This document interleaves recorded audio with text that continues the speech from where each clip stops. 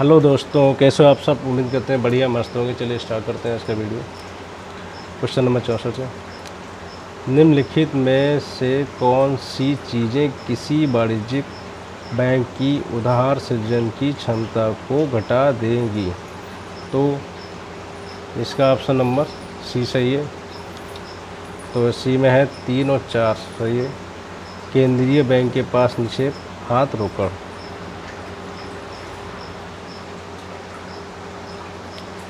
इसकी व्याख्या देखते हैं। केंद्रीय बैंक के पास निक्षेप तथा हाथ रोकड़ वाणिज्यिक बैंक की साख सृजन की क्षमता को घटा देगी।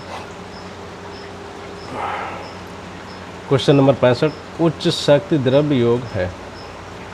तो इसका ऑप्शन नंबर ए सही है। बैंकेतर जनता द्वारा धारित मुद्रा तथा बैंक अर्चितियों का। तो हम इसकी व्याख्या देख लेते हैं।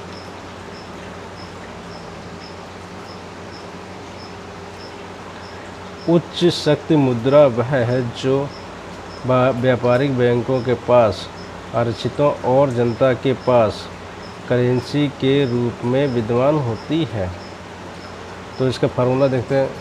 H बराबर C plus RR plus ER। इसमें किसको क्या बोलते हैं देख लेते हैं। C को हम करेंसी नोट प्लस सिक्के कहते हैं, RR को हम आवश्यक रिजर्व कहते हैं, ER को हम अतिरिक्त रिजर्व कहते हैं। ठीक है। तो ये कहते हैं मांग जमा के निर्माण की गुणक प्रक्रिया का आधार होने के कारण उच्च शक्ति मुद्रा को आधार मुद्रा भी कहा जाता है।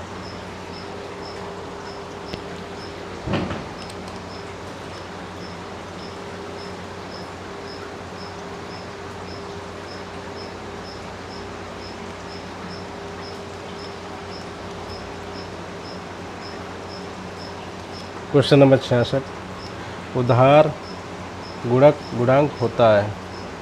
तो ऑप्शन नंबर ए सही है। नकद आरक्षित अनुपात का व्युत्क्रम। इसकी व्याख्या देखते हैं। उधार गुणक गुणांक नकद आरक्षित अनुपात का व्युत्क्रम होता है। क्वेश्चन नंबर 67 देखते हैं।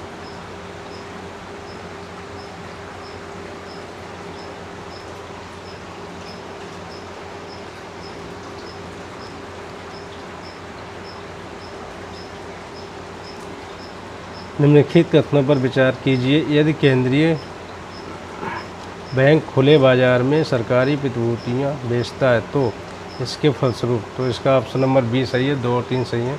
उधार की लागत बढ़ जाएगी, द्रव्य की आपूर्ति में कमी हो जाएगी। चलिए इसकी व्याख्या देखते हैं।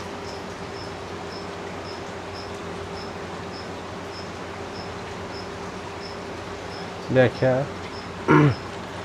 यदि केंद्रीय बैंक खुले बाजार में सरकारी प्रतिभूतियां बेचता है तो इसके फलस्वरूप उधार की लागत बढ़ जाएगी तथा द्रव्य की आपूर्ति में कमी हो जाएगी।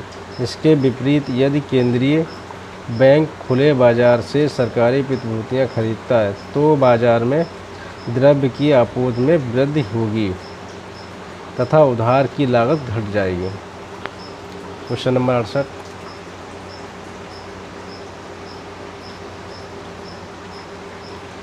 निम्नलिखित में से किस बात से वाणिज्यिक बैंकों की आरक्षितियों में बढ़ने की प्रवृत्ति पैदा होगी। तो इसका ऑप्शन नंबर सी सही है। तो भारतीय रिजर्व बैंक द्वारा खुले बाजार में सरकारी प्रतिभूतियों की खरीद। चलिए इसकी व्याख्या देखते हैं।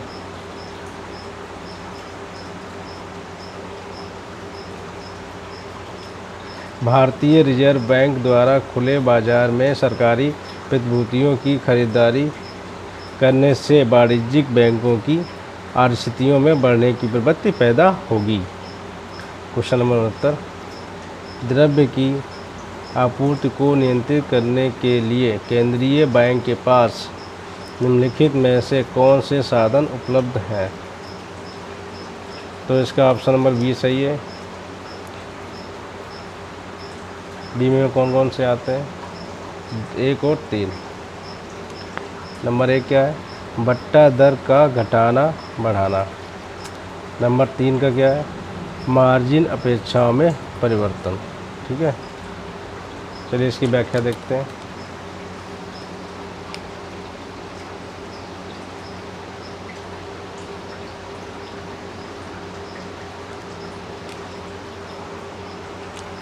द्रव्य की आपूर्ति को नियंत्रित करने के लिए केंद्रीय बैंक के पास निम्नलिखित साधन उपलब्ध हैं। नंबर 1, बट्टा दर का घटाना बढ़ाना। नंबर 2, मार्जिन अपेक्षाओं में परिवर्तन। नंबर 3, SLR में परिवर्तन। नंबर 4, CRR में परिवर्तन। नंबर 5, रिपो प्रणाली में परिवर्तन। नंबर 6, प्रतिभूतियों का क्रय विक्रय।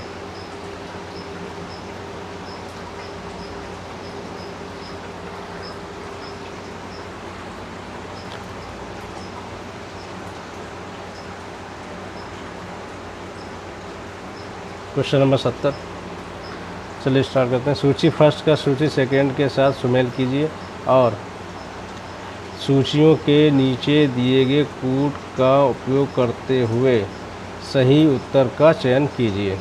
तो सूची फर्स्ट और सूची सेकंड। सूची फर्स्ट में देखते हैं कंसर्टीना प्रभाव दोलन से संबंधित है। नंबर 4, बेबलियन प्रभाव कीमतों से संबंधित है। नंबर 3, रेसिड प्रभाव उपभोग से संबंधित है। क्राउडिंग आउट प्रभाव निवेश से संबंधित है। तो इसका ऑप्शन नंबर बी सही होगा। चलिए देखते हैं इसकी व्याख्या।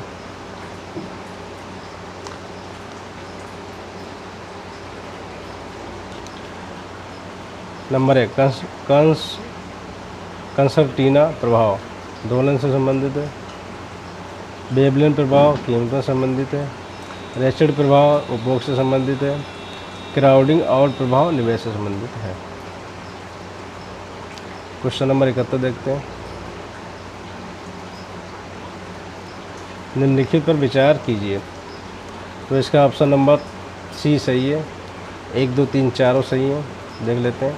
नंबर 1 क्या है? जनता के पास मुद्रा। नंबर 2, बैंकों के पास मांग निक्षेप। नंबर 3, भारतीय रिजर्व बैंक के पास अन्य निक्षेप। नंबर 4, बैंकों के पास आवधिक निक्षेप। तो इसकी व्याख्या देख लेते हैं।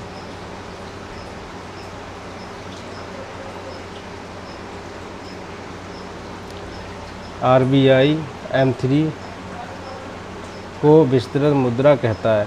M3 में सम्मिलित हैं नंबर 1 जनता के पास मुद्रा। नंबर 2 बैंकों के पास मांग निक्षेप। नंबर 3 RBI के पास अन्य निक्षेप। नंबर 4 बैंकों के पास आवधिक निक्षेप। M3 C + DD + OD + बैंकों की सावधि जमा, या M3 = M1 + बैंकों की सावधि जमा। क्वेश्चन नंबर 72,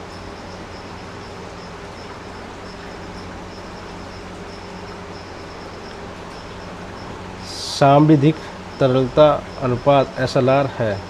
तो इसका ऑप्शन नंबर ए सही है। ए क्या है? भारतीय रिजर्व बैंक द्वारा अपनाई जाने वाली उधार नियंत्रण की एक विधि।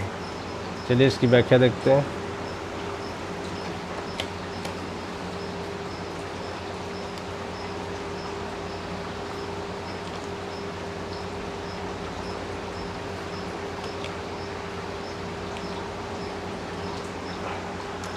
RBI संशोधन अधिनियम 1962 के अनुसार व्यापारिक बैंकों को अपने पाक्षिक NDTL का एक निश्चित अनुपात सरकारी प्रतिभूतियों के रूप में अपने पास बनाए रखना होता है, जिसे SLR कहते हैं।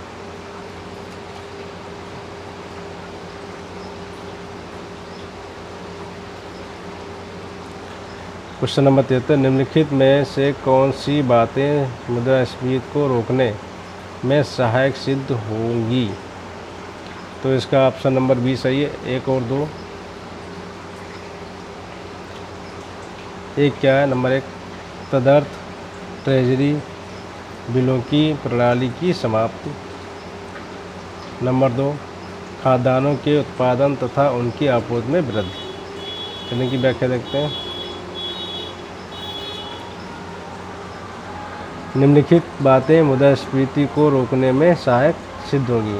नंबर 1 तदर्थ ट्रेजरी बिलों की प्रणाली की समाप्ति। नंबर 2 खाद्यान्नों के उत्पादन तथा उनकी आपूर्ति में वृद्धि। क्वेश्चन नंबर 74,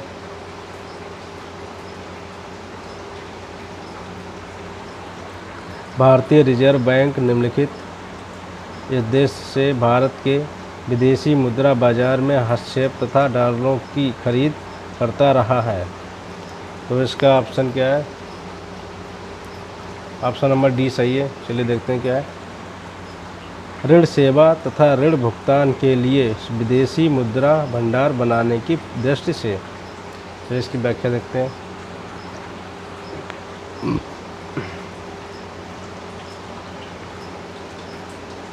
भारतीय रिजर्व बैंक ऋण सेवा तथा ऋण भुगतान के लिए विदेशी मुद्रा भंडार बनाने के उद्देश्य से भारत के विदेशी बाजार में हस्तक्षेप तथा डॉलरों की खरीद करता है।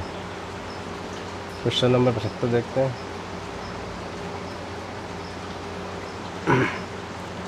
भारतीय रिजर्व बैंक के संबंध में निम्नलिखित में से कौन सा कथन सही है? तो इसका ऑप्शन नंबर सी सही है। देखते हैं क्या है सी।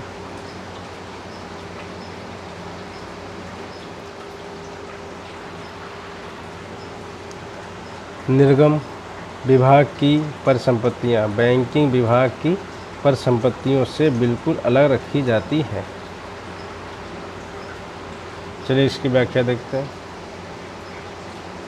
सन 1957 में आरबीआई ने एक विशेष प्रणाली अपनाई जिसके तहत निर्गम विभाग की परिसंपत्तियां बैंकिंग विभाग की परिसंपत्तियों से बिल्कुल अलग रखी जाती हैं।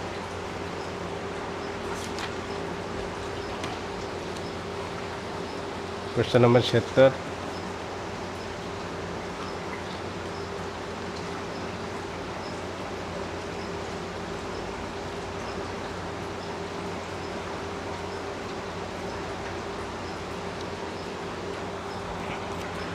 विवेकपूर्ण मानदंडों की अपेक्षा की 1992-93 और 1993-94 के 2 वर्षों की अवधि के दौरान बैंक सभी हानि परिसंपत्तियों के लिए 100% प्रावधान कर दे।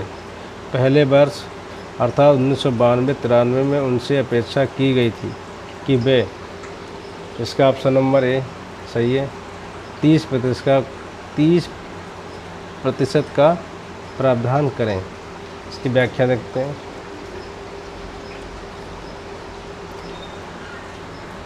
विवेकपूर्ण मानदंडों की अपेक्षा की 1992 से 93 और 1993 से 94 के 2 वर्षों की अवधि के दौरान बैंक सभी हानि परिसंपत्तियों के लिए 100% प्रावधान कर दे। पहले वर्ष अर्थात 1992-93 में उनसे अपेक्षा की गई थी कि वे 30% का प्रावधान करें। Question number 77।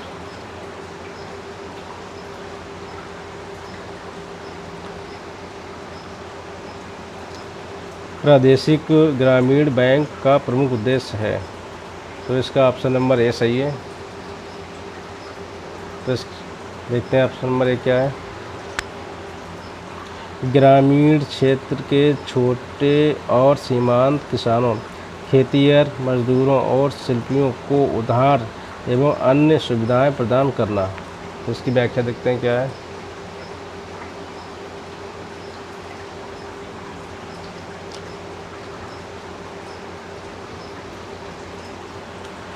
प्रादेशिक ग्रामीण बैंक का प्रमुख उद्देश्य ग्रामीण क्षेत्र के छोटे और सीमांत किसानों, खेतिहर मजदूरों और शिल्पियों को उधार एवं अन्य सुविधाएं प्रदान करना है।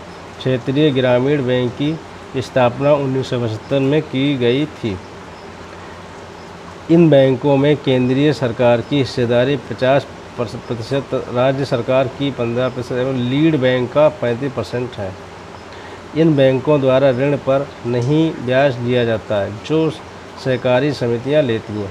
केलकर समिति की सिफारिशों के आधार पर 1987 से कोई क्षेत्रीय बैंक स्थापित नहीं किया गया है। क्वेश्चन नंबर 78 देखते हैं।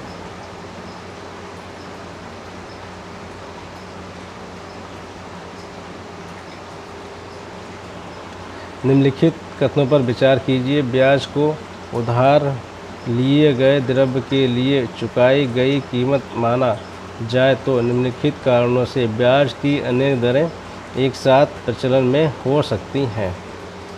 तो इसका ऑप्शन नंबर कौन सी है? सी 1, 2 और 4।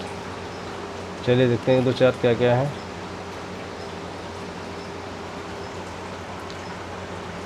उधारदाताओं के लिए न्यूनाधिक जोखिम, कर्जे की न्यूनाधिक अवधि, नंबर 4 द्रव्य के संबंध में अधिकाधिक बाजार पूर्णता। इसकी व्याख्या देखते हैं।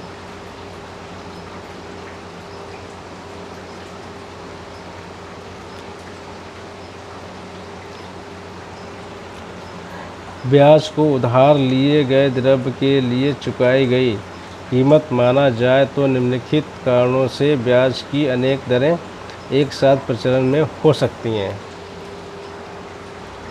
तो इसका नंबर 1 उधारदाताओं के लिए न्यूनाधिक जोखिम, नंबर 2 कर्जे की न्यूनाधिक अवधि, नंबर 3 द्रव्य के संबंध में अधिकाधिक बाजार पूर्णता।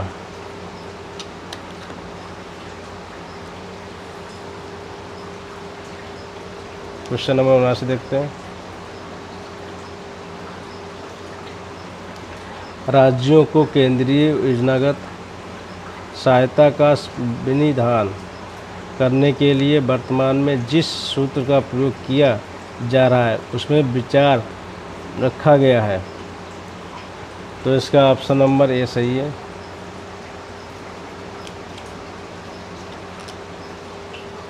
क्या है? 60, 25 या 5, 7.5 मतलब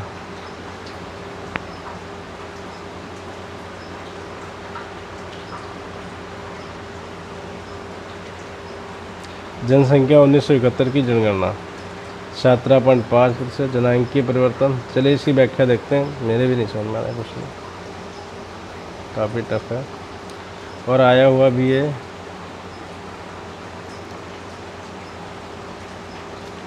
व्याख्या है, 14वें वित्त आयोग ने कर से प्राप्त राजस्व का राज्यों के बीच बंटवारे के क्षेत्रीय असंतुलन को दूर करने एवं समता स्थापित करने के लिए निम्न सूत्रों का सुझाव दिया।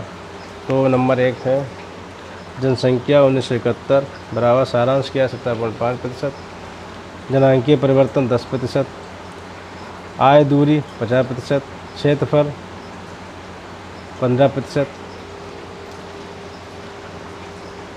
वन क्षेत्र 7.5%, राजकोषीय अनुशासन 0%। चलिए क्वेश्चन नंबर 80 देखते हैं, 80 देखते हैं। भारत की संघीय राजकोषीय प्रणाली में सरकार के प्रत्येक स्तर पर राजकोषीय क्षमता और संभाव्य लोक व्यय की आवश्यकता के बीच मेल के अभाव मिसमैच की समस्या को निम्नलिखित समस्या के नाम से जाना जाता है। तो इसका ऑप्शन नंबर ए सही है। ऑप्शन नंबर ए क्या है? समस्त राजकोषीय असंतुलन। इसकी व्याख्या देखते हैं। व्याख्या है,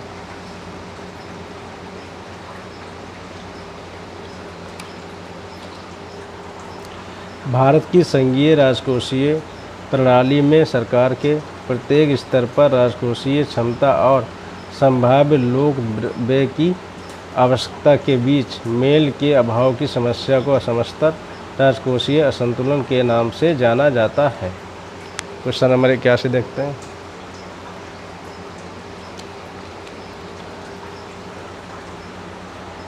राजस्व के साधनों के निम्नलिखित समूह में कौन सा समूह केवल संघ सरकार से संबंधित है? तो इसका ऑप्शन नंबर डी सही है, निगम कर, सीमा शुल्क। चलिए इसकी व्याख्या देखते हैं। निगम कर एवं सीमा शुल्क केवल संघ सरकार के राजस्व के साधन हैं। क्वेश्चन नंबर 82 देखते हैं।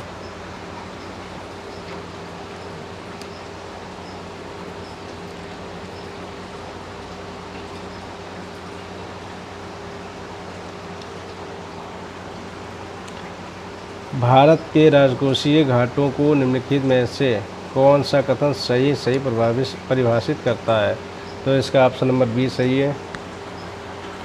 राजस्व प्राप्तियों तथा ऋणेतर पूंजीगत प्राप्तियों के योग की तुलना में कुल व्यय का आधिक्य। इसकी व्याख्या देखते हैं।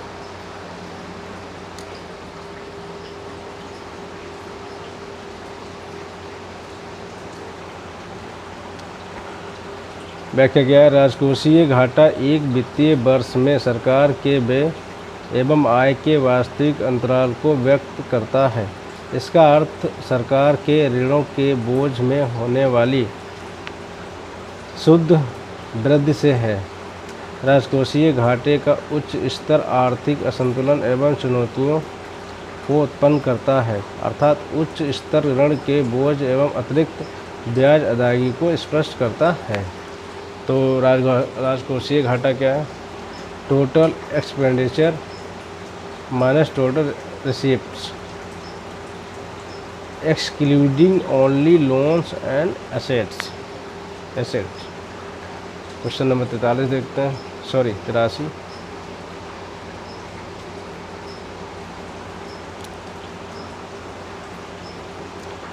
संघ सरकार के चालू राजस्व में निम्नलिखित में से कौन सी मदें सम्मिलित नहीं हैं? तो इसका ऑप्शन नंबर बी सही है। 3 और 5। कर्जे, नंबर 5 ब्याज अदायगियाँ। चलिए इसकी व्याख्या देखते हैं। संघ सरकार के चालू राजस्व में कर्जे एवं ब्याज अदायगियाँ सम्मिलित नहीं है क्योंकि ये पूंजीगत संबंधी मदें हैं। क्वेश्चन नंबर 84 देखते हैं।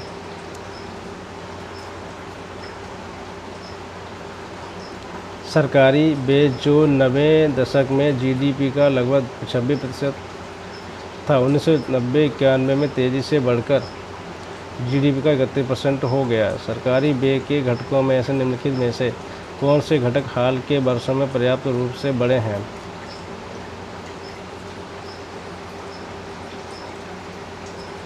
तो इसका ऑप्शन नंबर बी सही है। 2 और 3। रक्षा व्यय, सहायता राशियाँ, सब्सिडी। चलिए इसकी व्याख्या देखते हैं।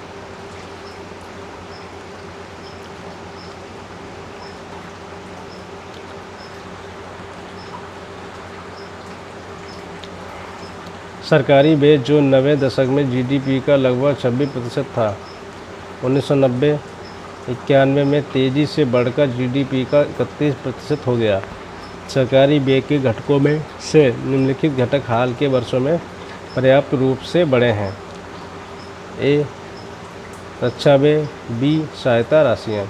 वर्ष 2018-19 के बजट के अनुसार ब्याज भुगतान हेतु सकल व्यय का 8% है, सब्सिडी पर कुल व्यय का 9% है। क्वेश्चन नंबर 85 देखते हैं।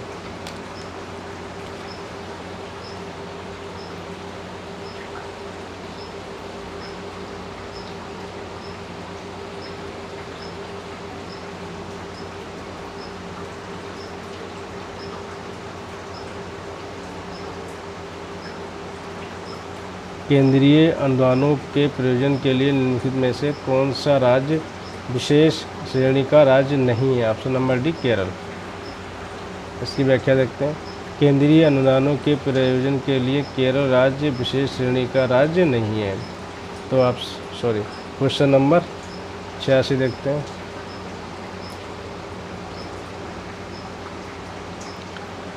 भारत सरकार ने दीर्घकालीन राजकोषीय नीति का सूत्रपात किया था। ऑप्शन नंबर बी 1985 में। तो इसकी व्याख्या देखते हैं।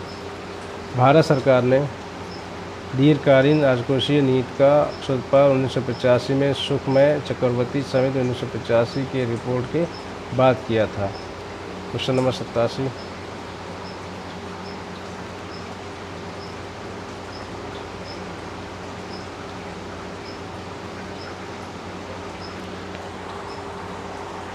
जीवन सूचकांक की भौतिक गुणवत्ता आधारित है। ऑप्शन नंबर ए सही है। साक्षरता के प्रतिशत, शिशु मृत्यु तथा आयु संभावित पर। तो इसकी व्याख्या देखते हैं।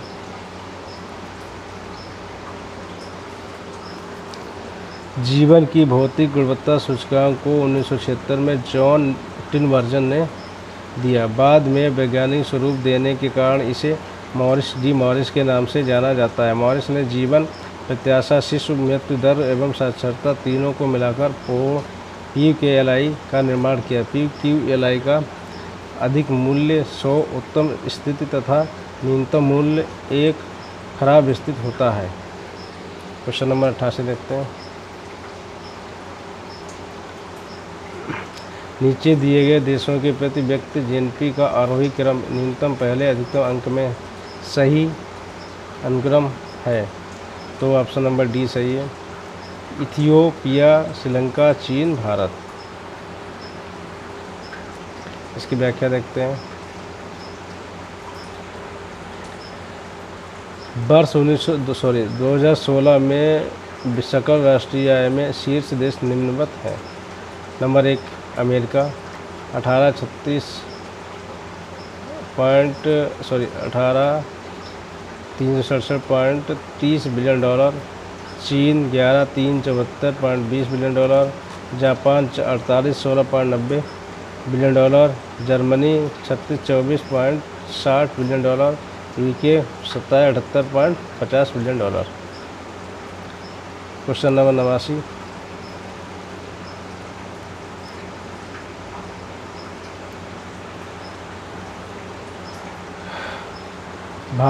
कथन है, भारत में पारंपरिक खेती में खेत के आकार तथा उत्पादन के बीच प्रतिलोम संबंध है। कारणार्थ, छोटे खेत अनिवार्य रूप से पारिवारिक श्रम का इस्तेमाल करते हैं। इसका ऑप्शन नंबर ए सही है। ए तथा आर दोनों सही है। आर ए का सही व्याख्या करता है। चलिए इसकी व्याख्या देखते हैं।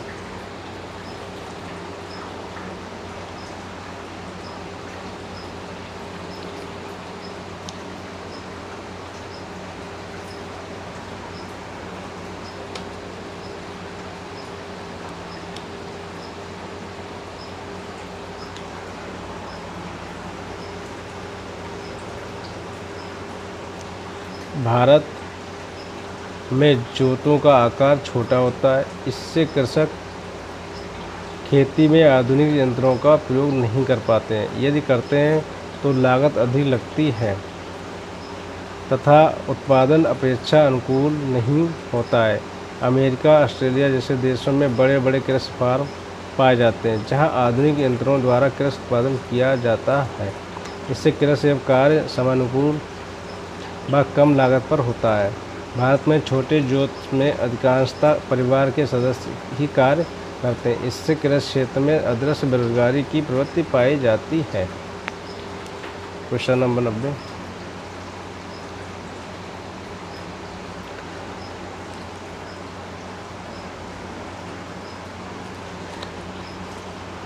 कथन है, भारत ने हाल के वर्षों में उल्लेखनीय मात्रा में खाद्यान्नों का आयात किया है। कारण, देश के कतिपय भागों में निरंतर सूखे से उत्पन्न अभाव की पूर्ति के लिए खाद्यान्नों का आयात करना अनिवार्य हो गया है। तो इसका ऑप्शन नंबर ए सही है। ए आर तथा दोनों सही है तथा आर ए का सही व्याख्या करता है। तो इसकी कथन देखते हैं, क्या व्याख्या देखते हैं।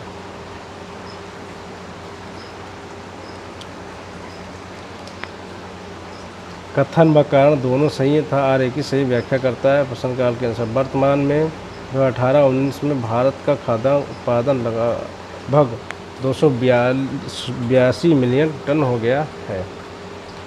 Question number 91।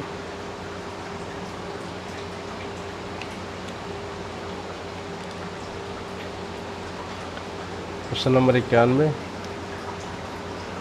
कथन है, 1991-93 के दौरान भारत में उद्योगों की समृद्धि में मंदन की प्रवृत्ति रही है।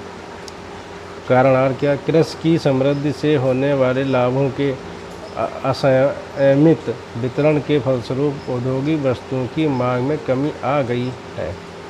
तो इसका ऑप्शन नंबर सी सही है। ए सही है परंतु आर गलत है।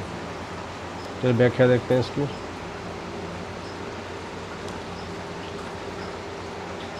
ये सही है, क्योंकि 1991-92 के दौरान भारत में नई आर्थिक नीति अपनाए जाने के कारण परिवर्तन का दौर था, जिसके कारण उद्योग की समृद्धि में मंदन की प्रवृत्ति रही, जबकि आर गलत है।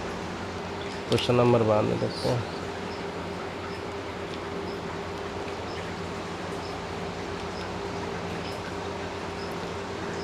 उन्नीस सौ 91-93 के लिए उपलब्ध आंकड़ों के आधार पर यह निश्चित रूप से कहा जा सकता है कि भारत का समग्र ऋण सेवा तथा देश की जीडीपी दोनों ही दृष्टियों से नियंत्रणीय सीमाओं में है। तो इसका कारण देखते हैं। प्रसंगाधीन अवधि के दौरान आयातों में कमी आई और जीडीपी में वृद्धि हुई है। तो इसका ऑप्शन नंबर डी सही है। ये गलत है, परंतु आर सही है। ठीक है, इसकी व्याख्या चेक करते हैं।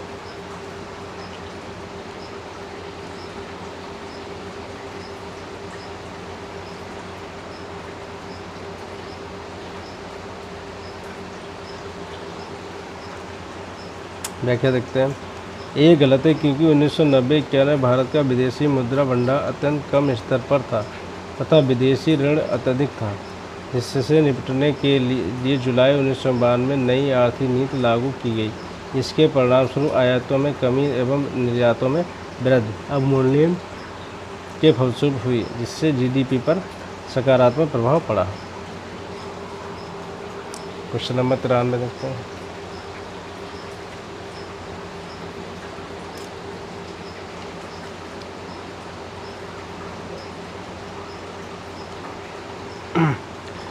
कथन है, केंद्र सरकार की देयताओं में 90 दशक के दौरान तीव्र वृद्धि दर्ज की गई। 1980-81 में जीडीपी का 35.6% जो 1990-91 बढ़कर जीडीपी का 53.2% हो गई। कारण क्या है?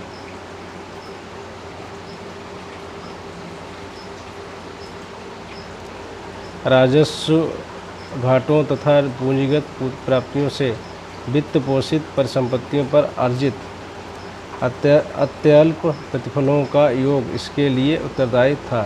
तो इसका ऑप्शन नंबर सी सही है। ए सही है, पर आर गलत है। इसकी व्याख्या देखते हैं। सॉरी, व्याख्या क्वेश्चन नंबर 94।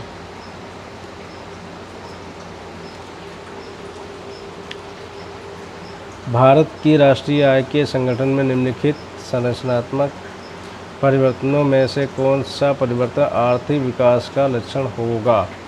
तो इसका ऑप्शन नंबर सी सही है। चलिए देखते हैं क्या है सी।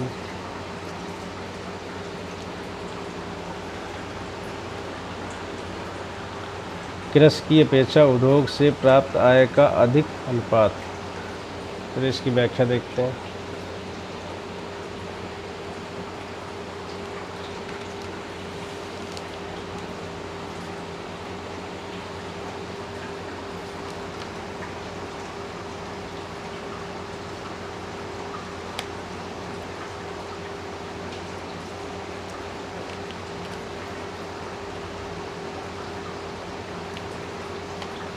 भारत की राष्ट्रीय आय के संगठन में कृषि की अपेक्षा उद्योग से प्राप्त आय का अधिक अनुपात आर्थिक विकास का लक्षण होगा।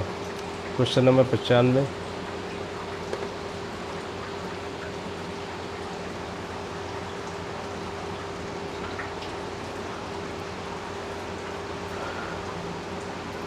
भारत की राष्ट्रीय आय के अभिकलन में पारस्परिक श्रृंखला द्वारा निम्नलिखित में से कौन सी विधियों का इस्तेमाल किया गया था? तो इसका ऑप्शन नंबर डी सही। 1, 2 और 3 उत्पादन विधि, व्यय विधि और आय विधि तीनों का इस्तेमाल किया गया था। तो इसकी व्याख्या देखते हैं।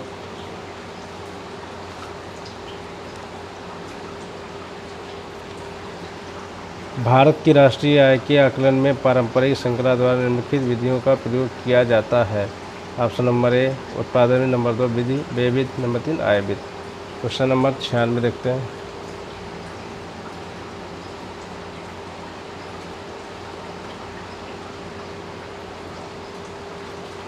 उन्नीस सौ 51, 52 और 1955, 56 तथा 1985, 86 और 1989-90 के बीच भारत की जीडीपी में कृषि का योगदान लगभग 55% से घटकर लगभग 33% हो गया और तृतीय क्षेत्र का योगदान लगभग 29% से बढ़कर 39% हो गया। ये इस बात का संकेत है कि ऑप्शन नंबर डी सही है। देखते हैं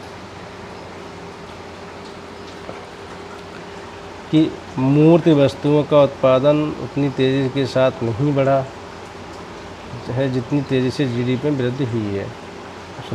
व्याख्या देखते हैं।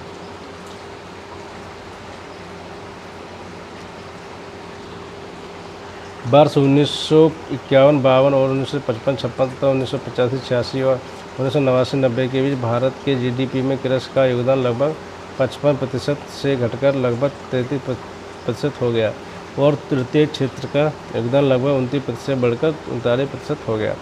ये इस बात का संकेत है कि मूर्त वस्तुओं का उत्पादन उतनी ही तेज़ी से नहीं बढ़ा है जितनी तेज़ी से जीडीपी में वृद्धि हुई है। क्वेश्चन नंबर 97 देखते हैं।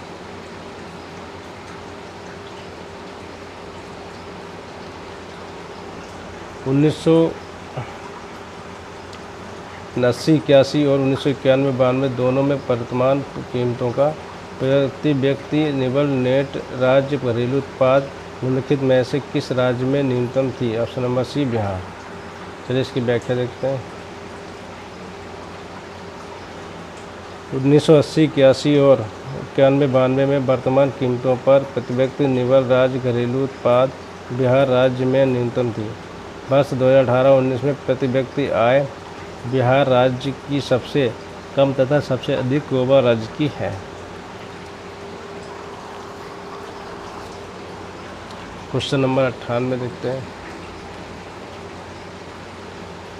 निम्नलिखित योजनाओं कार्यक्रमों पर विचार कीजिए। इसका ऑप्शन ईज रोजगार आश्वासन योजना, ट्राइसेम, JRY, RLEGP। तो इसकी देख लेते हैं इसका क्या होगा। तो इसका होगा उपरोक्त योजनाओं कार्यक्रमों के सूत्रपात का सही कार्यक्रम है। Option number C. पहले नंबर पे ट्राइसेम, दूसरे नंबर पे RLEGP, तीसरे नंबर पे JRI, लास्ट नंबर पे EAS। इसकी व्याख्या देखते हैं। निम्नलिखित योजनाओं कार्यक्रम के सूत्रपात का कालक्रम निम्नवत है।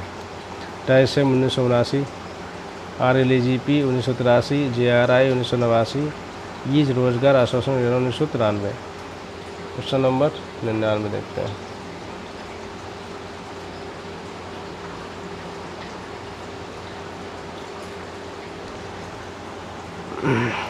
आठवीं पंचवर्षीय योजना के निम्नलिखित में से कौन से मुख्य उद्देश्य हैं? नंबर 1, वर्तमान शताब्दी की समाप्ति तक लगभग पूर्ण रोजगार की स्थिति को प्राप्त करने के लिए पर्याप्त रोजगार का सृजन, जनसंख्या वृद्धि पर रोक, तात्विक आधार पर समृद्धि की प्रक्रिया को समर्थन प्रदान करने के लिए आधारित संरचना को मजबूत करना। तो इसका ऑप्शन नंबर ए सही है। 1, 2, 3 तीनों सही हैं। इसकी व्याख्या देख लेते हैं।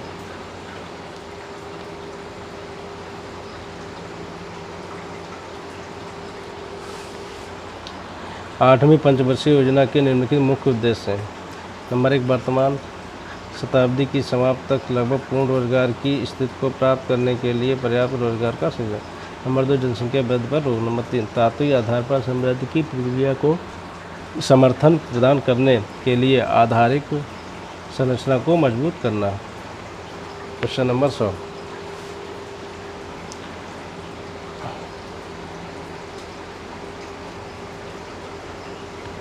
क्वेश्चन नंबर 5वीं, 6ठी, 7वीं और 8वीं पंचवर्षीय योजनाओं में सार्वजनिक तथा निजी क्षेत्र के निवेशों के अनुपात क्रमशः ये रहे हैं। ऑप्शन नंबर डी सही है। 58, 42, 53, 47, 48, 52, 45, 55। इसकी व्याख्या देखते हैं।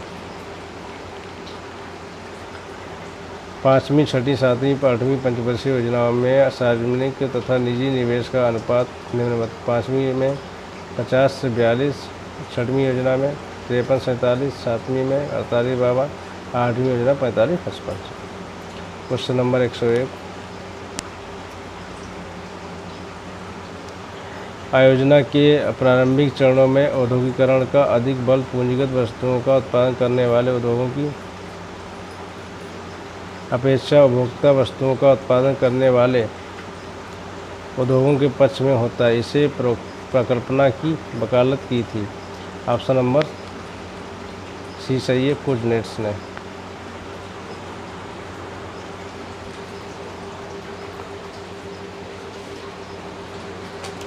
क्वेश्चन नंबर 102,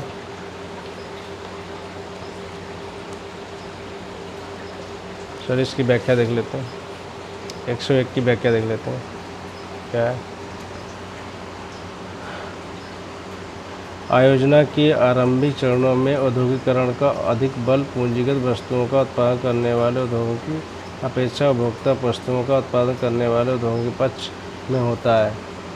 इस प्रकार प्रकल्पना की वकालत कुजनेट्स ने की थी।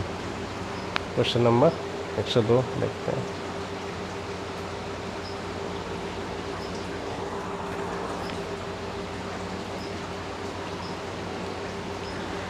जीडीपी के प्रतिशत के रूप में 8वीं योजना 1992-97 के दौरान निवेश वृद्धि का लक्ष्य है। ऑप्शन नंबर है 23.2%। इसकी व्याख्या देख लेते हैं।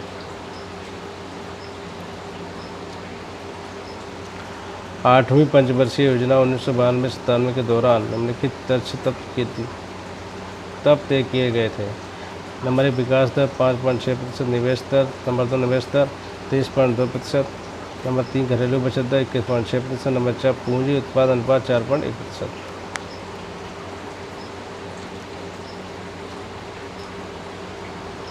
क्वेश्चन नंबर 103, भारत में खाद्यान्न के वितरण से संबंधित प्रादेशिक विषमताओं के बारे में निम्नलिखित में से कौन सा वक्तव्य सही है। तो इसका ऑप्शन नंबर बी सही है। बी क्या है देख लेते हैं। भारत के राज्यों में खाद्यान्न की सर्वाधिक प्रति व्यक्ति उपलब्धता पंजाब में है। तो इसकी व्याख्या देख लेते हैं।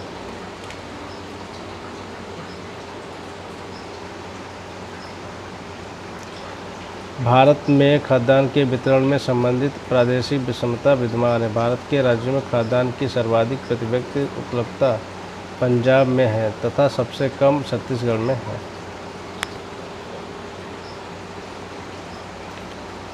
क्वेश्चन नंबर 104, सृजित सिंचाई संभाव्य तथा प्रयुक्त सिंचाई संभाव्य के बीच की खाई को पाटने के प्रमुख उद्देश्य से निम्नलिखित में से किस कार्यक्रम का सूत्रपात किया गया था। ऑप्शन नंबर बी कमांड क्षेत्र विकास।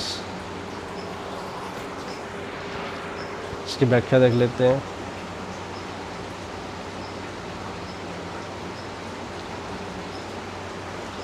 सृजित सिंचाई संभाव्य तथा प्रयुक्त सिंचाई संभाव्य के बीच की इकाई को पाटने के उद्देश्य से वर्ष 1974-75 में कमांड क्षेत्र विकास कार्यक्रम का सूत्रपात किया गया था। क्वेश्चन नंबर 105 देखते हैं।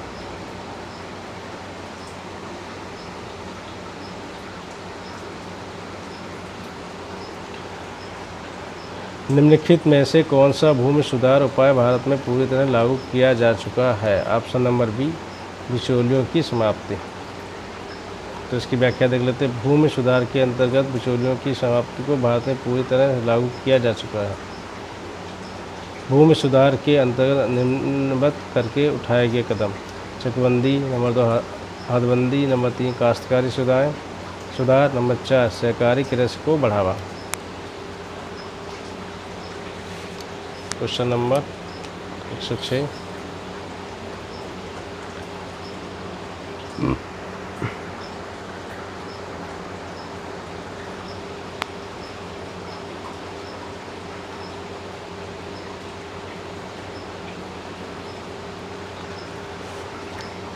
गत 2 दशकों 1970-71 से 1990-91 में भिन्न भिन्न फसलों की खेती के लिए उपलब्ध सिंचित क्षेत्र के प्रतिशतों में उल्लेखनीय वृद्धि है। 70-71 से 90-91 की अवधि में नीचे दी गई फसलों के सिंचित क्षेत्र की प्रतिशत वृद्धि का अवरोही क्रम में उच्चतम सबसे पहले निम्नतम सबसे अंत में सही अनुक्रम है। Option number C.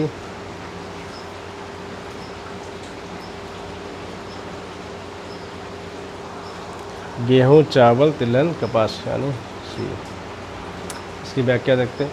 1970-71 से 1990-91 की अवधि में फसलों के निसिंचित क्षेत्र की प्रतिशत वृद्धि का अवरोही क्रम निम्नवत है। गेहूँ, चावल, तिलहन, कपास। वर्ष 2016-17 में सर्वाधिक सिंचित क्षेत्रफल वाले फसल प्रतिशतता की दृष्टि से निम्नवत है। गेहूँ, चावल, नंबर 3 गन्ना, नंबर 4 जौ। Question number 107। निम्नलिखित कार्यों पर विचार कीजिए। वस्तुओं की वसूली, वस्तुओं का वितरण, कृषि वस्तुओं का आयात, सहकारी समितियों द्वारा बेची जाने वाली वाणिज्यिक वस्तुओं की न्यूनतम कीमतों का निर्धारण। तो इसका ऑप्शन नंबर ए सही है। 1, 2, 3 सही है। इसकी व्याख्या देखते हैं।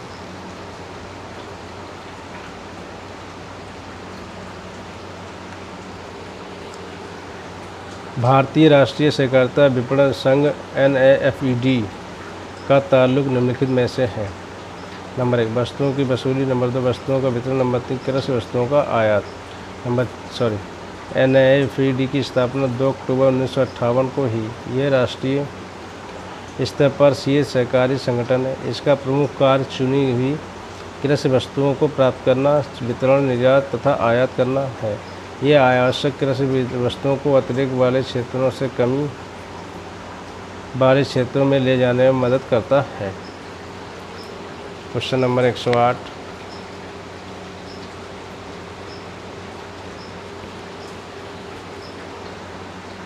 निम्नलिखित कथनों पर विचार कीजिए। सरकारी क्षेत्र में एकल पटल प्रणाली सिंगल विंडो सिस्टम समन्वय करती है। इसमें चारों सही हैं। ऑप्शन नंबर बी सही है, लेकिन इसमें चारों ऑप्शन सही हैं। ग्राम उधार की आपूर्ति का, कृषि निविष्टियों की आपूर्ति का, विपणन सुविधाओं के विस्तार का, गोदाम सुविधाएं उत्पन्न करने का। चलिए इसकी व्याख्या देखते हैं क्या है।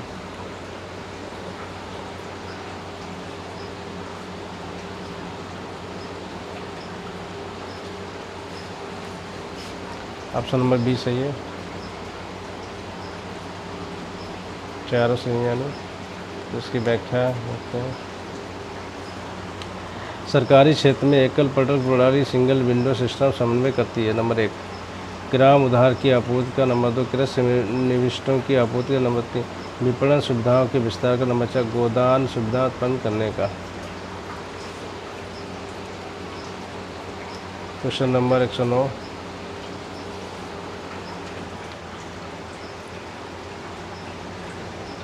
निम्नलिखित स्थितियों पर विचार कीजिए। नंबर 1 इसका ऑप्शन नंबर ए सही है, मतलब चारों सही हैं। किसी औद्योगिक इकाई में कार्यरत कर्मी प्रायः हड़ताल करते हैं। नंबर 2 किसी औद्योगिक इकाई की मशीनरी पुरानी हो गई है, उसे बदलने की आवश्यकता है। इसके अलावा उसकी प्रौद्योगिकी के उन्नयन की भी ज़रूरत है। नंबर 3 किसी औद्योगिक इकाई में काफ़ी समय से वर्ष प्रति वर्ष घाटा रहा है। तो कोई इकाई औद्योगिक इकाई चक्रीय उतार चढ़ावों की अवसादी अवस्था का शिकार है। क्वेश्चन नंबर ए सही है। चारों सही हैं। ठीक है।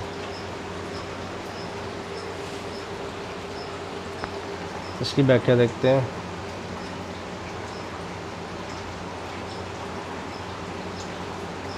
भारत में निम्नलिखित कथन औद्योगिक रुग्णता का उद्घोषण करते हैं। नंबर 1 किसी औद्योगिक इकाई में कार्यरत कर्मी प्रायः हड़ताल करते हैं। नंबर 2 किसी औद्योगिक इकाई की मशीनरी पुरानी हो गई है और उसे बदलने की आवश्यकता है। इसके अलावा उसकी प्रौद्योगिकी के उन्नयन की भी ज़रूरत है। नंबर 3 किसी औद्योगिक इकाई में काफ़ी समय से वर्ष प्रतिवर्ष घाटा रहा है। नंबर 4 कोई औद्योगिक इकाई चक्रीय उतार चढ़ावों की अवसादी अवस्था का शिकार है। Question number 110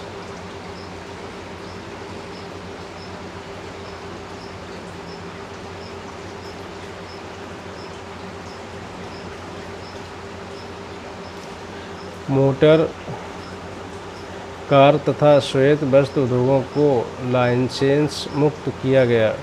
option number B 14 अप्रैल 1993 से। इसकी व्याख्या देखते हैं। मोटर कार तथा श्वेत वस्त्र उद्योगों को लाइसेंस मुक्त 4 अप्रैल 1993 से किया गया। Question number 111,